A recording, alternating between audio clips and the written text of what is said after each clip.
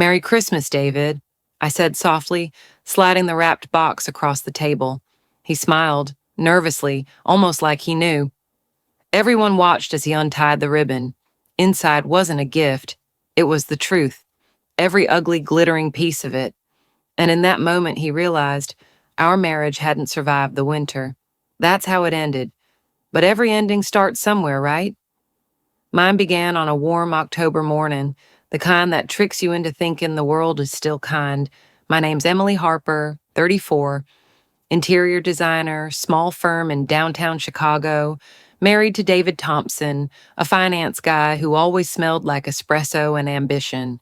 7 years together, 2 miscarriages, a house in the suburbs that looked straight out of a Pottery Barn catalog. We were that couple, #blessed on social media. Quiet arguments behind closed doors. You know the type. That morning was our anniversary, October 14th. I'd just finished setting the table, pancakes, strawberries, 2 mugs of coffee. David was upstairs taking a shower before heading to work. His phone buzzed on the counter, that sharp little vibration that somehow sounded guiltier than it should have. I wasn't snooping, I swear I wasn't. It just kept buzzing, over and over, and something in me froze. I reached for it. One swipe and the screen opened. No password. Rookie mistake, David. At first I didn't understand what I was looking at. Just a thread of blue and gray bubbles. But then I saw her name, Sophia Reed. I hadn't heard it in years, but I remembered. She was the one before me. The college exit. The "we stayed friends" girl. And then the messages hit me like a slow-motion train wreck. Last night felt like old times. Can't stop thinking about you. Don't forget our hotel next weekend. I didn't cry. I didn't scream. I didn't even breathe, I think. I just stood there, holding that stupid phone, watching the steam from his coffee fade like everything I believed in. When he came downstairs, towel drying his hair, I smiled. I don't even know how I did that, but I smiled. "Happy anniversary, babe," I said. And we ate pancakes like nothing was broken. That night, we went out to dinner, some overpriced Italian place with candles and a wine list thicker than my patience. He talked about work, about maybe booking a weekend getaway in December. I nodded, laughed at the right times, even toasted him. Inside, I was replaying every text, every lie, every "I love you" that suddenly felt counterfeit. When we got home, he kissed my forehead and said, "You're quiet tonight." I looked at him and said, "Just tired." But what I meant was, I'm drowning. The next morning, I started digging, quietly, calmly, like I was sorting receipts, not picking apart my marriage. I took screenshots, forwarded emails, checked credit card statements, hotel bookings, expensive dinners in the city, jewelry I'd never seen. That's when the nausea hit. Not from betrayal, not yet. From realization. He'd used our savings, the joint account we'd built for adoption one day. He spent it on her. And then I saw the date, June 17th, the day I'd lost our second baby. He told me he was stuck late in a meeting that night, but the statement said he was at the Langham Hotel, with Sophia Reed.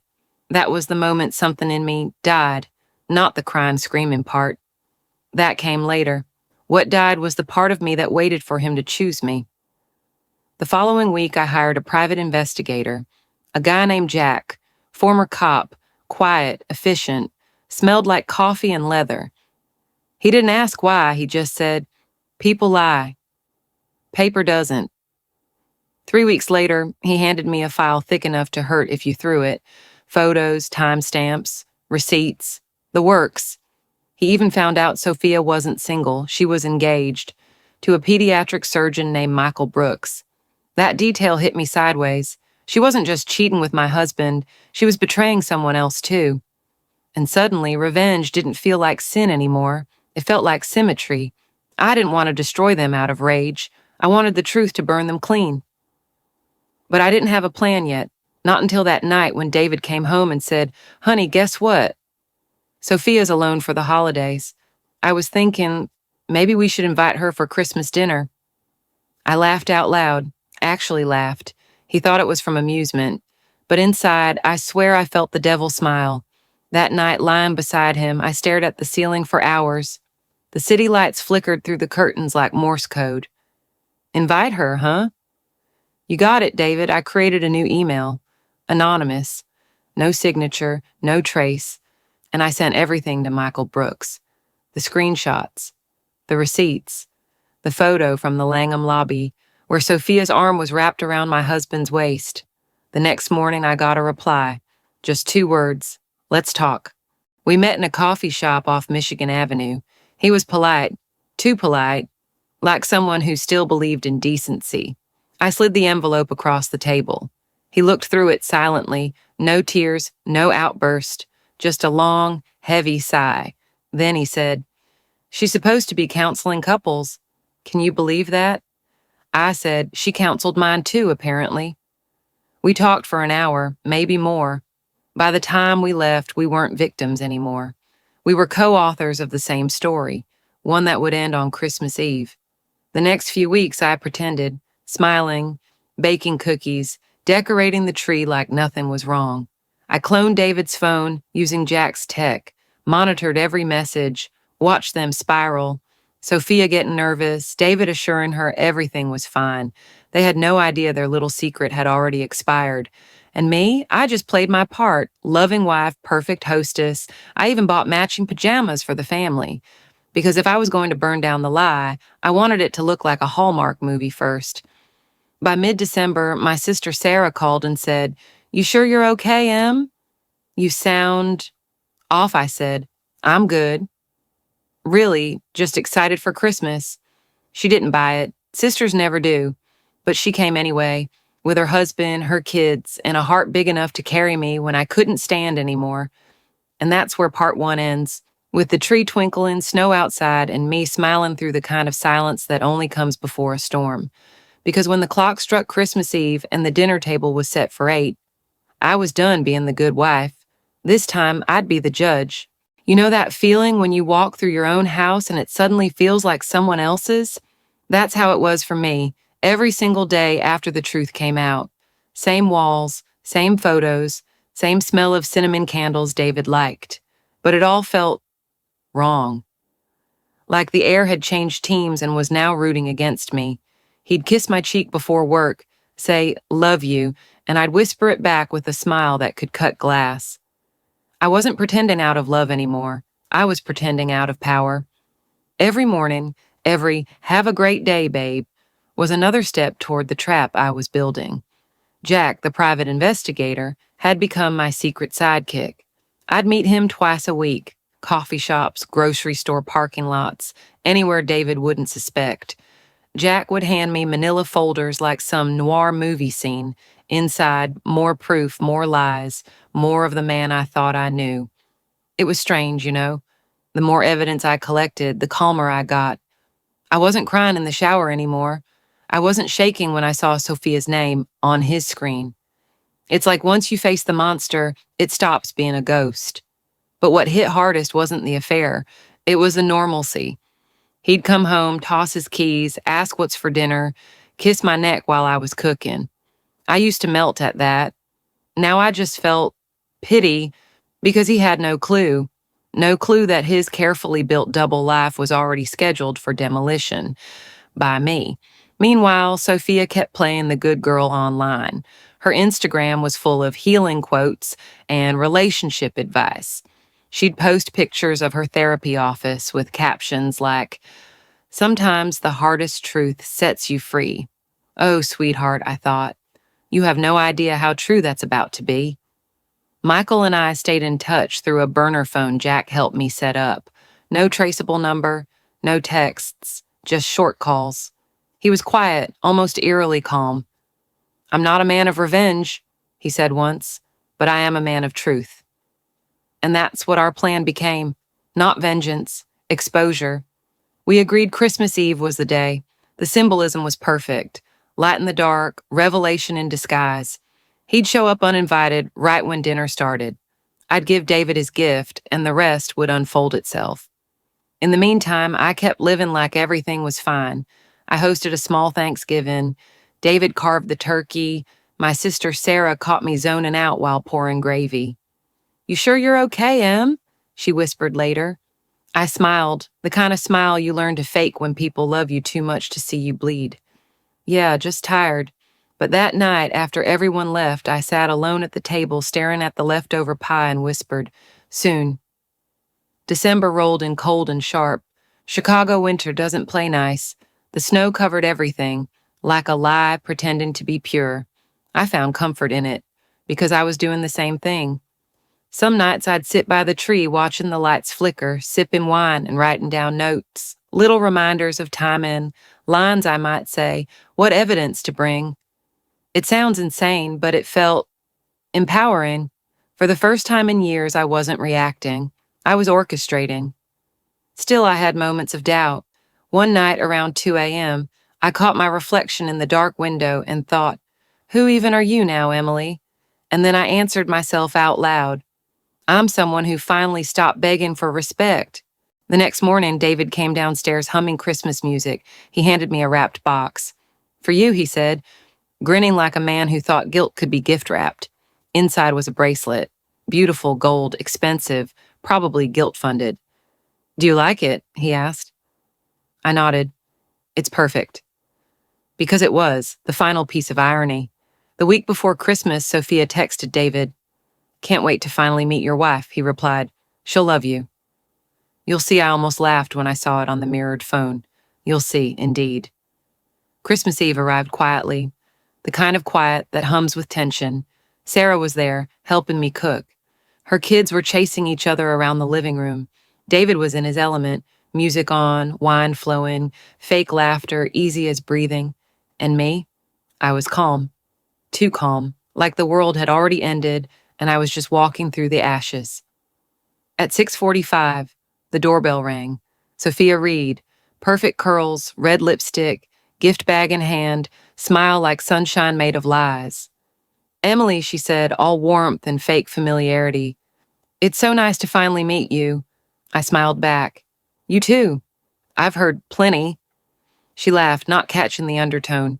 Of course she didn't. People like her never do.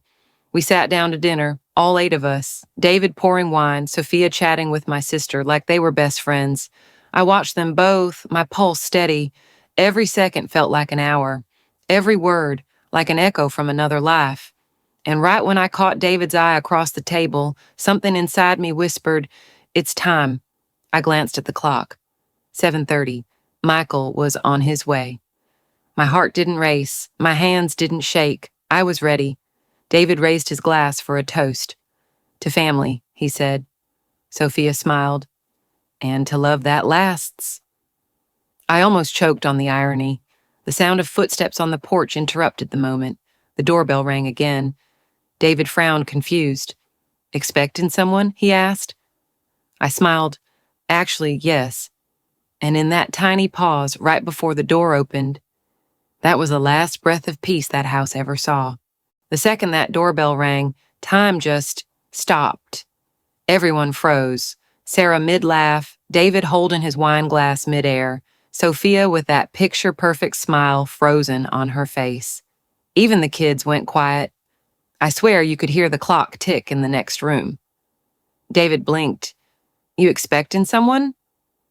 I smiled, soft and calm. Actually, yeah. A friend I stood up, walked toward the door, heart pounding, but not from fear, from clarity. When I opened it, there he was, Michael Brooks. Neat coat, steady eyes, the kind of calm that only comes from a storm that's already passed through you. He looked at me once, then at Sophia, and said evenly, Evening, everyone. Hope I'm not interrupting Sophia's face drained of color like someone pulled the plug on her blood. Michael, she whispered, half standing from her chair.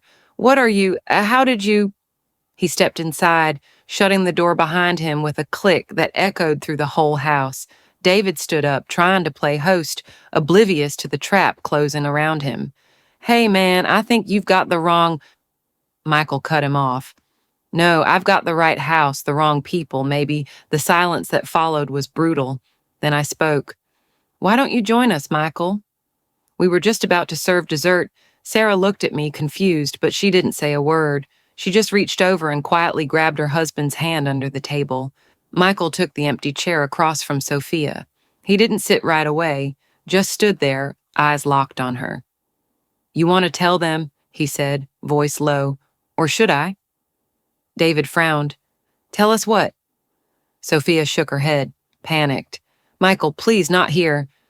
But it was already too late. I set a small envelope on the table, a simple white one tied with a silver ribbon. "Consider it my Christmas gift," I said. David's smile faltered. "What is this?" "Proof," I said, "of everything you thought you'd buried." He stared at me like I'd just started speaking a foreign language. "Emily, what the hell are you talking about?" Michael stepped forward, dropping a stack of photos next to the envelope. "Maybe these will help," he said quietly. Sophia reached for them first, trembling. "Michael, please." But he yanked them back. "You lied to me." "You lied to everyone." David picked up one of the photos, him and Sophia outside a hotel, his hand on her waist. His face went pale. "Oh my God," Sarah whispered under her breath. Sophia stood up suddenly, chair scraping the floor. "This isn't what it looks like." I laughed. I actually laughed. "Oh, sweetheart, it's exactly what it looks like." David turned toward me, voice shaken. "Emily, how did you get these?" "I stopped trusting you long enough to start thinking clearly," I said. "You left a trail even a blind woman could follow." He opened his mouth, but I wasn't done. "Do you remember June 17th? I asked quietly. He froze. "What?" "The day I lost our second baby." The words came out like broken glass. "You told me you were working late." "You weren't. You were at the Langham." "With her." For a second, no one breathed. Even the fire in the fireplace seemed to hold still. David's eyes filled with something, shame, fear, I don't even know. "Emily, I didn't mean—" "Don't," I said, raising my hand. "You don't get to—" "I didn't mean your way out of this. You meant every text, every lie, every swipe of the credit card from our adoption fund." Sophia sat back down slowly, tears spilling down her cheeks. "I'm so sorry," she whispered. "For what?" I asked. "For cheating? For lying? Or for getting caught?" She looked up at me, eyes red. "You don't understand." "Oh, I understand perfectly," I said, leaning forward. "You preach about healing and trust for a living, right? Well, let's see how your ethics board feels about this." I reached under the table and pulled out one more envelope.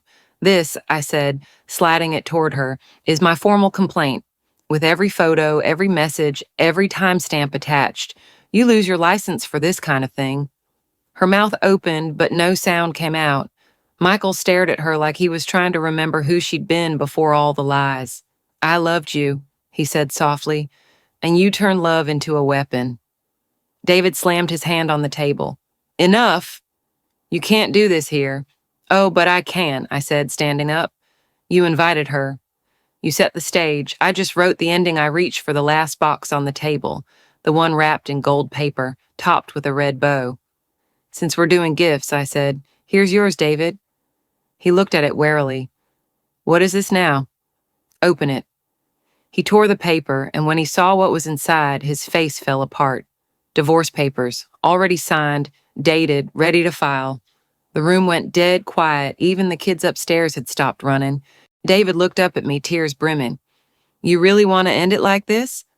I met his eyes. "No. You ended it months ago. I'm just cleaning up the mess." He tried to speak, but his voice cracked. "Emily, please, Save it," I said. "You don't get to beg for mercy from the person you buried alive." I turned to Michael. "Thank you for coming." "You didn't deserve this either." He nodded once.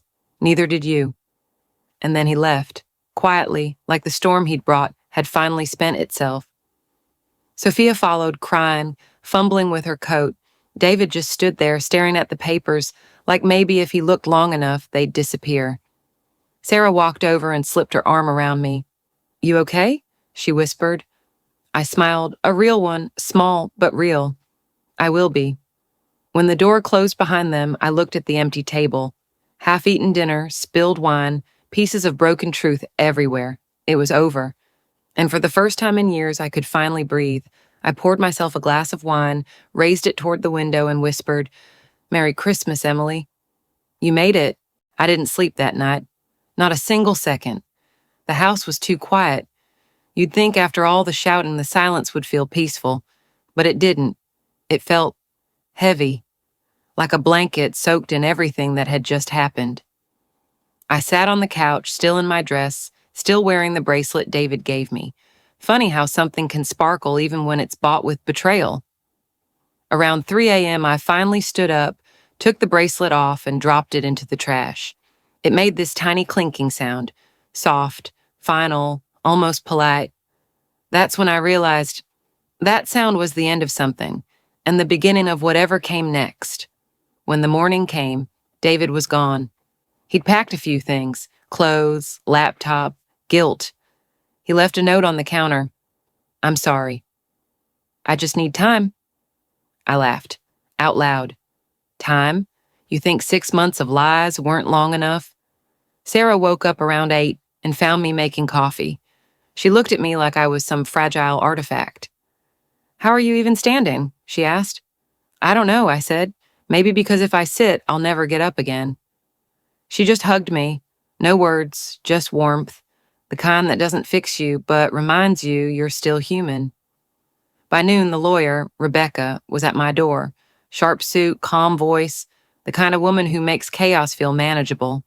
"Emily," she said, flipping through papers, "he'll sign. Trust me, men like him always do once the public image is at stake." She was right. By the end of January, David had signed the divorce papers. No fight, no drama, just a quiet email from his lawyer saying, "My client accepts all terms." Translation, he knows he's finished. I got the house, the car, half his accounts. But honestly, none of it mattered as much as the silence, the kind where you can hear your own thoughts again. Sophia, on the other hand, didn't vanish quietly. The complaint I filed went straight to the Illinois Board of Professional Conduct. They opened an investigation faster than I expected. Apparently, sleeping with your patient's husband while giving marriage counseling is, well, a big no-no. Within 6 weeks, her license was suspended pending review. Her practice shut down. And I heard, through a whisper chain of small-town gossip, that she'd moved to another state to start fresh. Start fresh. I almost hoped she could, because hating her forever felt like carrying a brick in my chest, and I was tired of heavy things. As for David, he moved downtown into some sleek apartment with a view of the river and none of the warmth of a home. Every now and then, he'd send these awkward late-night texts. "I'm sorry for everything. You deserved better. I hope you're okay." I never answered. Not because I hated him, but because I finally didn't owe him anything. You know, people think revenge feels good, like fireworks or victory, but it doesn't. It feels quiet, like you finally exhaled after holding your breath for years. Still, there were nights when the silence got too loud, when the house felt too big, when I'd wake up reaching for someone who wasn't there, and then remember why. I started therapy again, this time with someone real. Dr. Nina Patel. Middle-aged, kind eyes called me kiddo like I was her niece. She didn't ask me to relive everything. She just asked one question. "Now that the truth is out, what do you want to build?" At first, I didn't know. I'd spent so long tearing things down, lies, facades, a marriage, that I forgot how to build. But slowly, piece by piece, it came back. I started drawing again, sketching interiors, colors, textures, balance, things that made sense when nothing else did. By spring, I launched a small design agency from home. Just me, my laptop, and a cup of black coffee that didn't taste like guilt anymore. Clients started coming, word spread. Somehow, business grew. And one day, a publisher reached out. They'd read a blog post I wrote about surviving betrayal without losing yourself, and asked if I'd ever considered writing a book. I said no at first. Who would want to read my story? But that night, I sat by the window listening to the rain and thought, maybe someone needs it, someone like me before all this. So I wrote every night. I poured my anger, my confusion, my healing into pages. It wasn't pretty, but it was real. The book came out the next year, wrapped in truth. A bestseller somehow. And the letters I got, women, men, people saying, "Your story saved me," they meant more than anything David or Sophia could have taken away. Sometimes people ask if I ever forgave them. David, Sophia, myself. And the answer is kind of. Forgiveness isn't a gift you give the other person. It's a key you use to open your own damn cage. So, yeah, I forgave them, but I never forgot. There's a difference. The last time I saw David was about a year later. He showed up at my book signing, waited in line like everyone else, holding a copy in his hands. When it was his turn, he looked at me, eyes tired, older somehow. He said, "You look happy, Em." I smiled. "That's because I am." He nodded. "You really did it. You turned it into something good." And I said, "That's what you do with broken things, David. You build something better." He left quietly. And just like that, the past finally walked out of my life for good. When I got home that night, I made myself tea, sat by the fire, and thought about that Christmas, the night it all came crashing down. And for the first time, I didn't feel pain when I remembered it. I felt peace, because I realized the truth isn't what destroys you, it's what sets you free. If part 4 was about survival, then this season of my life, was about breathing again. Not the shallow kind you do when you're trying not to cry, but the deep, full kind that fills your lungs and reminds you, hey, you're still here. A year had passed since that Christmas. My house looked different now, lighter somehow. Fewer shadows, more plants. It's amazing how hanging new curtains can feel like reclaiming your soul. My design agency, Harper and Company Interiors, was thriving. I started it on my laptop, alone in my kitchen. Now there were 3 of us, me, a young assistant named Maya, and a contractor who swore too much but worked like magic. We specialized in reclamation design, turning broken spaces into something beautiful again. Clients loved that idea. They'd tell me, "Emily, it's like you don't just redesign rooms. You redesign the feeling inside them." And I'd smile because, yeah, that was the whole point. I still had my moments, though. Some mornings, I'd wake up and forget that I wasn't married anymore. Other times, I'd see a couple laughing over brunch and feel that familiar ache. Not jealousy, just a quiet wondering, will I ever feel that safe again? But the difference was I didn't hide from those thoughts anymore. I let them visit, have their coffee, then leave. Healing, I learned, isn't a straight line. It's more like a messy doodle that somehow still makes sense in the end. One afternoon, about 18 months after the divorce, I got an email that made me stop mid-sip of my latte. The sender, Michael Brooks. Yeah, that Michael. The one who'd walked into my dining room like a ghost of truth. The one who'd lost as much as I had that night. His message was short. "Hey, Emily, I read your book. Took me a while to find the courage, but thank you for how you handled everything. You helped me heal, too. I'm in Chicago for a conference next week. Would you like to grab coffee?" I stared at it for a full 5 minutes before replying. "Coffee sounds good. Just coffee, though. I promise not to bring envelopes this time." He sent back a smiley face, the simple kind that somehow said a lot. We met that Friday in a quiet cafe off Michigan Avenue, the same one where we'd first plotted our truth. But this time, there was no tension, no hidden agenda, just 2 people who'd both walked through hell and somehow made it out human. He looked different, lighter. "I finally moved on," he said, stirring his coffee. "New hospital. New life. Still figuring it out." "Me too," I said. "Minus the hospital part." He smiled. "And the part where you became a best-selling author." We laughed, and it felt good. Not forced, not awkward, just easy. Like maybe the universe was giving both of us a small, quiet do-over. After that, we kept in touch, texting sometimes, sharing small victories. It wasn't romantic at first, just 2 people orbiting each other in the calm after a shared storm. But somewhere between the late-night messages and the, "Hey, you have to try this pizza place," something shifted. Not fireworks, more like a slow sunrise, gentle, steady, warm. I remember the first time he reached for my hand. We were walking along the lake, the city glowing behind us. He didn't say anything, just slipped his fingers through mine, and for the first time in years, I didn't flinch. I just let it happen, because maybe trust doesn't come back in one grand moment. Maybe it returns in small, ordinary ones. A touch, a laugh, a shared silence that doesn't hurt. We didn't rush it. We both knew what broken looked like. We'd seen it up close. So we built slowly, you're intentionally, like people who finally understood the value of foundations. Meanwhile, life kept moving. The book stayed on shelves longer than I expected. I started speaking at women's conferences, not as a victim, not even as the woman who exposed her cheating husband, but as someone who learned how to rebuild herself from the inside out. And every time I stood on a stage, I'd tell them the same thing. Pain will change you, but it doesn't have to define you. Sometimes it's just the rough draft of the person you're meant to be. That line always got quiet applause, the kind that comes from people who've lived it.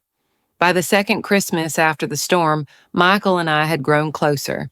He came over for dinner, nothing fancy, just homemade pasta and too much wine. We sat by the tree afterward, the lights reflecting in the window, both of us quiet. He looked over and said, I used to hate Christmas. Yeah, I said. Me too. Then he smiled, soft and real. Guess we're rewriting that story. And in that moment, I realized healing doesn't erase what happened. It just teaches you how to live with it differently. Later that night, after he left, I stood at the window watching the snow fall. The city was quiet, peaceful, glowing, and I whispered to myself, "You did it, Em. You really made it." Because the truth is, rebirth isn't loud. It's not fireworks or fanfare. It's the sound of your own laughter returning after being gone too long. It's a plant blooming again in a pot you thought was dead. It's waking up and realizing your first thought isn't pain anymore, it's possibility. And that's what this chapter of my life became. Not revenge, not recovery, but rebirth. If someone had told me 3 years ago that I'd end up grateful for the worst night of my life, I would have laughed in their face. Or maybe cried. Probably both. But sitting here now, by the same window where I once cried myself empty, I can finally say it. Everything broke exactly the way it needed to. It's funny how time works. At first, you measure it in tears and sleepless nights, then in therapy sessions and cups of coffee and slow, steady breaths. And one day, without realizing it, you measure it in laughter again. My life isn't perfect, thank God. Perfect is fragile, perfect is fake. My life is real, messy, unpredictable, sometimes lonely, but mine. The agency grew faster than I could have imagined. We moved into a real office downtown. Big windows, exposed brick, the kind of space that feels alive. We take on projects that tell stories, homes for single moms starting over, shelters that need warmth, small businesses built from heartbreak and hope. Every time I walk through one of our finished spaces, I see pieces of myself in them, proof that even broken things can be rebuilt beautifully. The book still sells. I don't check numbers anymore, but every week someone emails me. A woman in Texas who found out her husband was cheating, a man in Ohio learning how to forgive himself, a college kid who said my story helped her leave a toxic relationship before it destroyed her, and every message starts the same way. I thought I was alone. That's why I keep telling the story, because nobody should have to go through pain thinking they're the only one in it. I also started a podcast, small, nothing fancy, where I talk about healing, honesty, and rebuilding your sense of worth. Sometimes Michael joins me, sometimes Sarah, sometimes just me, a mic, and a cup of coffee, talking like I'm sitting across from a friend who needs to hear, "You'll survive this too." Michael and I, we're still figuring it out. We don't define it too tightly. We both know labels can suffocate things that are meant to breathe.